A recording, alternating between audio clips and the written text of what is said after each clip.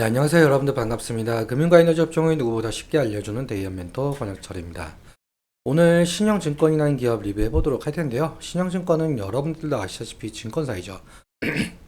오늘 이 기업밸류업 2차 세미나 발표 날이었었는데요. 사실 이 기업밸류업 2차 세미나 라이브 영상을 제가 봤었는데 실망이 상당히 큰 부분이 있었더라고요. 그 부분 좀 확인해 보도록 하고, 제가 며칠 전에 그리고 얘기했었던 기업밸류 프로그램은 결국엔 야당인 민주당의 선택이 상당히 크다라는 이유와 함께 같이 한번 확인해 보면서 천천히 얘기 나눠보도록 하겠습니다. 먼저 시작하기 전에 저희 데이업 채널에 오시면은 모든 종목들을 커버해 드리고 있으니까 찾아와 주시면 정말 감사하겠고, 제 영상도 끝까지 지켜봐 주시면서 댓글로 궁금하신 것들 남겨주시면은 다음 영상에서 말씀을 드리도록 하겠습니다. 그러면 신영증권 바로 보도록 할게요. 일단 신영증권 같은 경우 증권사, 즉 금융사로 매매업, 중개업, 그리고 자문업 등등 사업을 진행을 하고 있고, 그리고 사실 대부분의 금융사들과도 마찬가지로 시장에서 저평가를 받고 있는 기업이기도 하죠. 그런데 여러분들도 아시다시피 올해 1월 말쯤부터 해서 이 기업 밸류어 프로그램 이슈가 있었잖아요. 이 기업 밸류어 프로그램은 이 저평가되어 있는 기업의 가치를 개선시킨다는 정책이었었죠.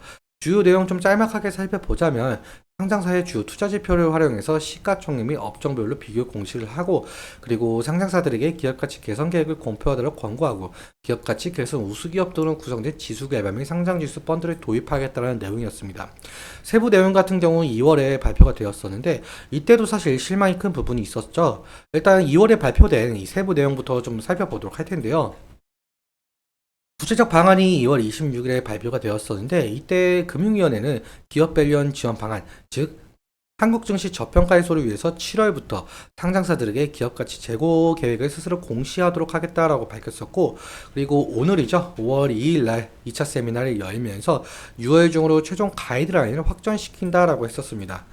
그리고 사실 최근 시장을 보자면은 윤석열 정부의 총선 참패가 있었고, 그리고 고금리가 지속되는 상황, 중동의 지정학적 위기가 겹치면서 국내 증시가 약세 기조를 보이고 있었잖아요. 그런데 이 기업 밸류업 자율 공시를 하반기에서 5월로 앞당긴다라고 하면서 기업 밸류업 정책에 좀 속도를 내려고 하는 상황으로 보였었습니다. 그러니까 이 기업 밸류업 정책에 속도를 내면서 약세 기조를 보이고 있는 이 국내 증시를 끌어올리겠다라는 좀 스탠스였었는데요. 그런데 오늘 2차 세미나 라이브를 제가 봤었는데, 사실 2월 26일에 발표에서 밝힌 내용들과 크게 변화가 없다라는 것을 좀 느꼈어요. 이 한국거래소가 좀 공유해준 이 별첨 자료를 함께 보시자면은, 이 자료는 기업가치 재고 계획에 대한 가이드라인 아닌데, 사실 아직 확정된 건 아니고 뭐 검토 중이다, 뭐 예정 중에 있다, 이렇게만 말씀을 해주시더라고요. 일단 쭉 한번 보시자면 이 가이드라인 같은 경우는 이 전체적인 틀, 그리고 어떻게 작성을 해야 될지에 대한 가이드라인들이고요. 그리고 이 두 번째 시트를 좀 보시자면은, 이것 같은 경우 기본적으로 기업 가치 재고 계획이 향후 기업이 주주에게 시장 참여자와 소통하는 중요한 수단이 될 것이다라고 한답니다.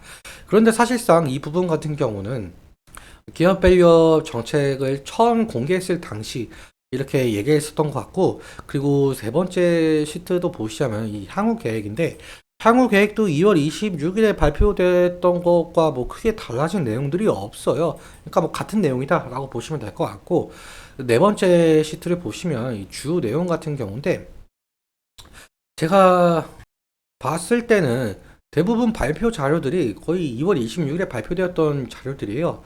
뭐 이것들도 2월 26일에 발표가 되었었고요. 그러니까 똑같은 얘기를 또 한 거죠.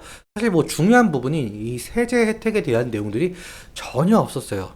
제가 저번에도 말씀을 드렸다시피 사실 그 기업 밸류 프로그램 같은 경우는 정부의 정책만으로는 시행을 할 수 없고 민주당의 선택이 상당히 중요하다라고 말씀을 드렸었는데요.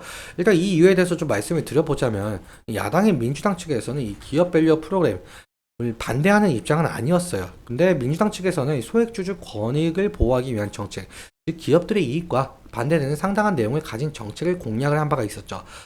여기에 대한 내용들인데요. 한번 읽어보시면 정말 도움이 되실 것 같습니다. 아무튼 그래서 이 기업의 자발적인 주주화나 노력과 세제 혜택에 초점을 맞춘 정부와 여당의 정책 방향성과는 아주 크나큰 차이가 있었는데, 앞서 말씀드린 대로 4월 총선에서 여당이 국민의힘이 참패를 했었고 야당인 민주당이 승리했었죠. 그래서 더욱더 현 정부의 기업 밸류업 정책이 제동이 걸릴 것이다 라는 시장 평가가 있었습니다. 다시 정리해서 말씀을 드려보자면, 이 기획재정부가 이 밸류업 정책의 세제 혜택으로 제시한 이 법인세 세액 공제하고 이 배당소득세에 대한 분리과세 같은 경우는 국회 동의, 즉 민주당의 동의가 있어야 실현이 될 수가 있거든요. 그런데 이런 세법을 다수당을 차지한 민주당이 부자 감세로 규정을 하게 되면서 반대할 경우에는 세법 개정이 상당히 어려워지게 되겠죠. 그러면은 기업 밸류업 정책에 좀 제동이 걸릴 가능성이 있는데, 그래서 아직까지는 이 세제 지원 같은 경우 검토 중이다, 예정 중이다 이런 말밖에 못하는 것 같습니다. 거의 그냥 똑같은 내용 반복하는 내용들 뿐이었죠.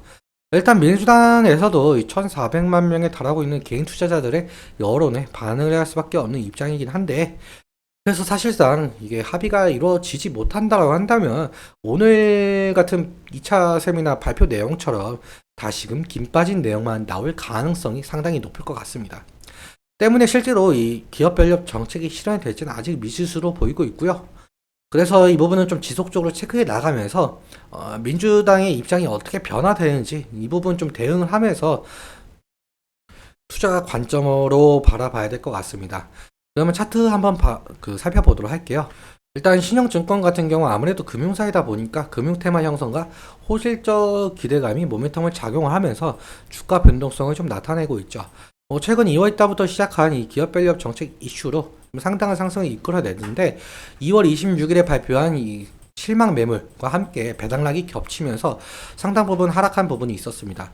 그런데 며칠 전에 이 기업 밸류업 정책을 좀 속도를 낸다라는 소식 때문에 좀 상당 부분 다시금 상승한 부분이 있었는데, 오늘 같은 내용 2차 세미나를 열면서 오늘 같은 내용이 다시금 발표가 된다라고 한다면 다시금 실망 매물이 쏟아질 가능성이 있겠죠. 그때는 리스크적인 관리가 필요할 것 같고요. 그리고 사실 기업 밸류업 프로그램은 상당히 긴 시간을 좀 가지고 바라봐야겠죠. 결국엔 야당의 승인도 필요하고 이 법안도 개정을 해야 되기 때문에 오랜 기간이 필요한데, 그래서 야당의 반대를 무릅쓰고 좀 시행이 될지는 아직 모르겠지만 만약에 시행이 된다라고 한다면 현재 저평가를 받고 있는 금융, 즉 증권, 은행, 보험이 테마를 형성하면서 지속적인 상승을 일으킬지 좀 지켜봐야 될 것 같습니다. 오늘은 여기까지 말씀을 드리면서 오늘 내용 여러분들께 도움이 되셨다면 구독과 좋아요 부탁드리고, 말씀드린 내용과 차트적인 부분에 대해서는 제 개인적인 견해가 있을 수밖에 없기 때문에 여러분들의 주관적인 견해와 함께 투자를 현명한 선택하셨으면 좋겠습니다. 오늘도 시청해주셔서 너무 감사하고 지금까지 멘토 권혁철이었습니다. 감사합니다.